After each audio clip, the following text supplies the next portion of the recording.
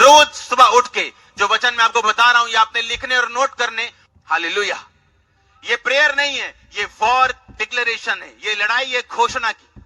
सुबह उठते और रात को सोते आप ये दो चीजें करेंगे।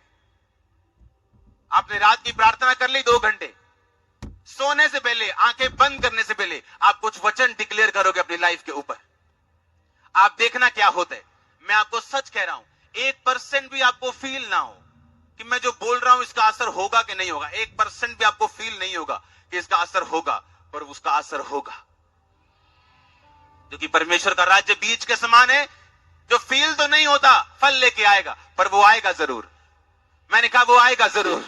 आपके बिजनेस फल लाते हुए मैं देख रहा हूं, आपकी जॉब्स, आपकी फैमिली, आपके बच्चे, आपका फाइनेंस, आपकी सेहत को in the mighty name of Jesus में फल लाते हुए देख रहा हूं। मैंने कहा तैयार हो जाओ यीशु मसीह का आत्मा का फल लाने के लिए। ओ आमीन। ऊंचा शीश ऊंची चर्च। हालेलुया। जोर से बोलो हालेलुया। फिर से बोलो जोर से, आंख हाथों को उठा के हालेलुया।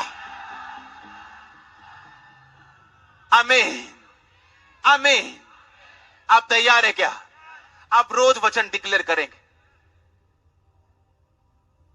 प्रार्थना करना एक अलग चीज है, और वचन डिक्लेयर करना उठते सार और सोते सार आप ये 2 काम करेंगे एवरी डे। आपको 6 महीने 1% फर्क ना लगे, 7वें महीने आप 100% चेंज होंगे।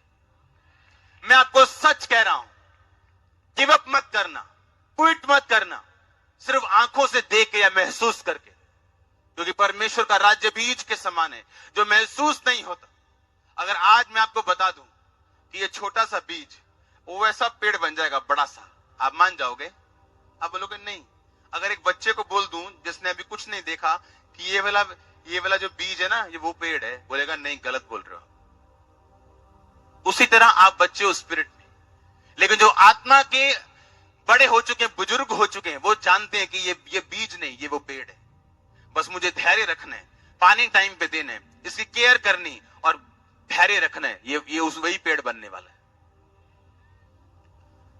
अगर उस पेड़ को बड़ा होने तक पंगे लोगे, पाप में जाओगे, खुदा को परखोगे, कुड़कुड़ाओगे, तो आपकी गलती आप खुद भुगतोगे।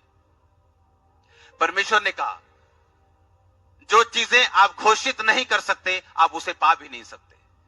आपको घोषणा करनी है। सुबह आप जब बाइबल पढ़ते हो, आपको एक ऐसा वचन मिलता है जो आपके लिए, आप उसे साइड पे लिख लो, मोबाइल पे लिख लो, साइड पे कॉपी पे लिख लो।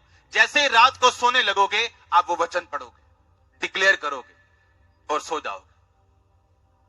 सुबह उठोगे, डिक्लेयर करोगे, उसके बाद कोई काम करोगे। पर्सनल प्रार्थना में उसके बाद शुरू करोगे।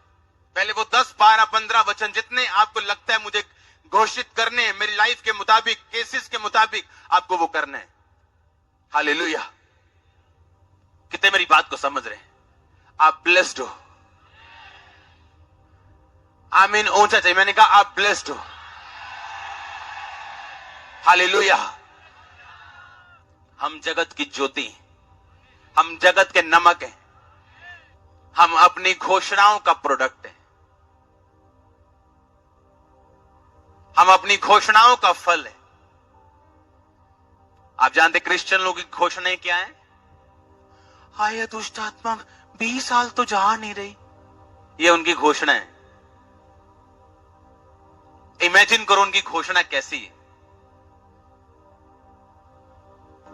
हाय जादू टोना कर जाते ने लोग साडे ते, तां ही नहीं साडा विआह हुंदा, ये उनकी घोषणा देखो। और अपनी घोषणाओं के तुम क्या हो? फल हो। तुम अपनी घोषणाओं के क्या हो? बोलो पड़ोसी को, तुम अपनी घोषणाओं के फल हो। बोलो, तुम अपनी घोषणाओं के फल हो। बोलो, तुम अपनी घोषणाओं के प्रोडक्ट हो। बोलो, तुम्हारी घोषणा तुम्हारा फ्यूचर निर्धारित करेगी। हमारी घोषणा क्या है? हाय दुष्ट आत्मा नहीं जा रही, बहुत बड़ी है, पापे ने छड्डी सी, ये घोषणा है हमारी क्रिश्चियन लोगों की। 10 साल हो गए चर्च आते, घोषणा देखो। और अगर आपकी घोषणा रॉन्ग है, यीशु मसीह भी आपको बचा नहीं सकते। मालूम है? पता है क्यों नहीं बचा सकते? यहां पे देखो, लूका 10 उसके 17 से 19। वो 70 आनंद से कहने लगे, हे प्रभु, तेरे नाम से दुष्ट आत्माएं भी हमारे वश में। उसने उनसे कहा, मैं शैतान को बिजली की नाई स्वर्ग से गिरा हुआ देख रहा था। देखो, मैंने तुम्हें सांपों और बिच्छुओं को रौंदने का और शत्रु की सारी सामर्थ पर अधिकार दिया, किसी वस्तु से तुम्हें कुछ भी नुकसान नहीं। ये यीशु मसीह कहता है, ये तुम्हारे लिए क्या है? घोषणा। पर तुम्हारी घोषणा क्या है इस वचन के खिलाफ? अगर यीशु मसीह के खिलाफ घोषणा करोगे तो वो बचाने कैसे आएगा? कैसे आएगा बचाने? आप यीशु मसीह को कहते हैं, नहीं, जो तू कह रहा है मुझे यकीन नहीं है, मुझे अपनी फीलिंग पे यकीन है कि जो मैं फील कर रही हूं। और अगर फील करोगे तो शैतान आपको धोखा देगा, क्योंकि आदम हवा भी फीलिंग से धोखा खाए थे। एक गिनती का वचन हम पढ़ेंगे अभी, निश्चय, गिनती 23 की 23, कोई मंत्र याकूब पर नहीं चल सकता, इज़राइल पर कोई भावी कहना अर्थ नहीं रखता।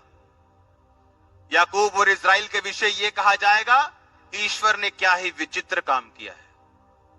कोई मंत्र याकूब पर नहीं चल सकता। यह किसकी आवाज है? परमेश्वर की। अगर कोई दुष्ट आत्मा से घिरा हुआ है, वो रात को सोने से पहले बोलेगा, कोई मंत्र याकूब पर नहीं चल सकता। आपको मालूम याकूब कौन है? आप याकूब हो, क्योंकि याकूब अब्राहम की संतान है। आप कौन हो? अब्राहम की संतान। क्यों? क्योंकि यीशु मसीह अब्राहम के कुल से पैदा हुए, ताकि आप भी अब्राहम के कुल के साथ जुड़ के आशीष ले सके। पर आज अगर मैं अभी खड़ा कर दूं कि चलो आओ दुष्ट आत्माओं के लिए प्रार्थना करेंगे, क्रिश्चियन लोग खड़े हो जाएं। पता है क्यों? वो धोखे में है। पढ़ेंगे इसको, कोई मंत्र याकूब पर नहीं चल सकता। नहीं चल सकता मतलब ये एक 100% वायदा है खुदा का कि ये काम तेरी लाइफ पर नहीं हो सकता, हो ही नहीं सकता। अगर कोई दुष्ट आत्मा से ग्रसित है यीशु मसीह को मानने के बाद भी, वो रात को सोने से पहले बोलेगा, कोई मंत्र याकूब पर नहीं चल सकता, कोई मंत्र मुझ पे नहीं चल सकता। देखो, दुष्ट आत्मा मेरे वश में, किसी चीज से मुझे नुकसान नहीं होगा। वो रोज बोल के सोएगा, मेरी मैरिज लाइफ पे इसका नुकसान नहीं होगा, मेरे शरीर पर इसका नुकसान नहीं होगा। अगर सिर दर्द कर रहा है, मेरे सिर पे इसका कोई नुकसान नहीं होगा। शैतान सिर दर्द को बढ़ा दे चाहे, पर वो 2-4 दिन बढ़ा सकता है, उसके बाद उसे जाना पड़ेगा। लेकिन हमारी घोषणा क्या है? आप जानते हैं, कुछ लोग अच्छे होने के बावजूद बिजनेस में कभी कामयाब नहीं हुए। अगर उनका बिजनेस सही भी चल रहा हो, पूछो कैसे चल रहा है, तो ठीक है यार, इन्ना वधिया निका, ताकि कोई पैसे ना मांग लवे, मम्मी उधार ना मांग लवे, क्या ही ना दे काका चीज लाया। इस चक्कर में अपने मुंह से गलत घोषणा करते, और जब घोषणा गलत हो जाएगी तो आप अपनी घोषणाओं के फल हो। गलत करोगे गलत रिजल्ट, सही करोगे सही रिजल्ट। लिखा, कोई मंत्र, कोई जादू, कोई टोना याकूब पर चल ही नहीं सकता, पॉसिबल ही नहीं है। देखो, कहता, कैसे देखो? कहता अपनी स्पिरिचुअल आई से। चाचा, चाचा का मतलब देखना, अपनी स्पिरिचुअल